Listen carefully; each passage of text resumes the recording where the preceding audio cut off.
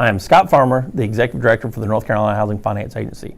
We are a self-supporting agency whose mission is to provide affordable housing opportunities for those whose needs are not met by the marketplace. Over our history, we've provided over 282,000 homes and apartments for North Carolina with over $23.2 billion invested across our state. We provide solutions for homelessness, homebuyer mortgages, and rental housing for seniors, veterans, and persons with disabilities across North Carolina. 2018 was a great year for us. 2017 was our biggest year ever, but we almost matched that in many ways and exceeded in others for 2018. Our Homebuyer Programs, we were almost at $1 billion in homebuyer mortgages provided. On our rental housing side, in addition to our regular housing credit program, we also financed a record $300 billion in housing bonds, which will provide additional units.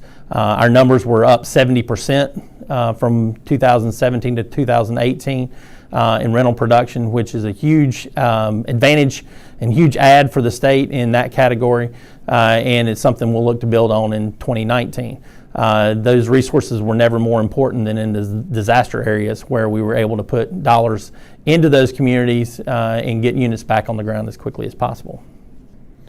Probably the biggest challenge was the aftermath of Hurricane Florence. Disaster recovery efforts are always time-consuming.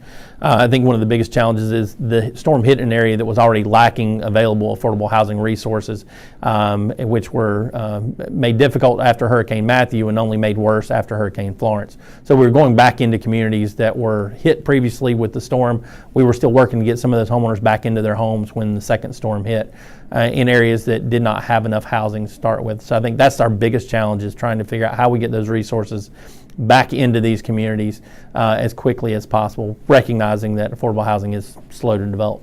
Well, I'm always proud to be able to go out to the groundbreakings and grand openings, and you get to hear from the community leaders and our partners who are putting the housing on the ground.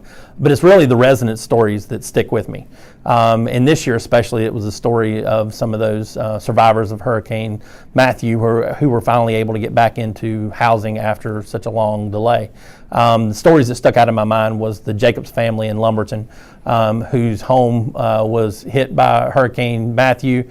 Their kitchen flooded, the roof was leaking, but to be there for that event and to see just the pride on her face and being able to show off her new home that she was back in after about 18 months, that really stuck with me. Also, the Coleman family in Wilmington was another great story that stuck with me.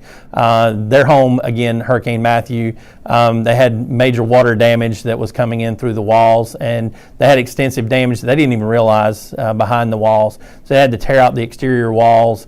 Many of the interior walls had to be repaired. The repair work there was done by the Wilmington Fire Department. Volunteers from the Wilmington Fire Department were also there for the grand opening, or the dedication of their home, and it was great to see them back together again and to see the pride in the Wilmington firefighters' faces, to know they had a part in doing that work. That was a great story this year. And probably the final one was the Hilma Green's property, which was apartments in Tarboro. The residents there were speaking at the dedication, and several of the folks were folks that had been impacted not only by Hurricane Florence and Matthew, but also going all the way back to Hurricane Floyd. One resident talked about being flooded out of her house twice now, and she was done. She was not going to have it happen to her again, and she was so blessed to find Hilma Greens available to her when she was looking for housing. So it really was life-changing for those folks there, and those are the kind of stories that really stick with you. I think some of the challenges that we're already starting to see and face now is the rising interest rates. That will have an impact not only for the low to moderate income home buyers that are in the marketplace trying to find a new home for themselves, but also to renters. Higher interest rates on mortgages for multifamily as well as single family have an impact. It's going to be rising rents. And so the challenge really is going to be is how do we adapt our programs and how do we make those programs work for our home buyers and renters in a rising interest rate environment. We've been fortunate we haven't seen that in many years, but it's starting to trend back up again. I think we have the tools, I think we have the partners in place to be successful in that area, but that's one of the things we're going to have to be facing this year for sure. The other thing is just the lack of affordable housing stock.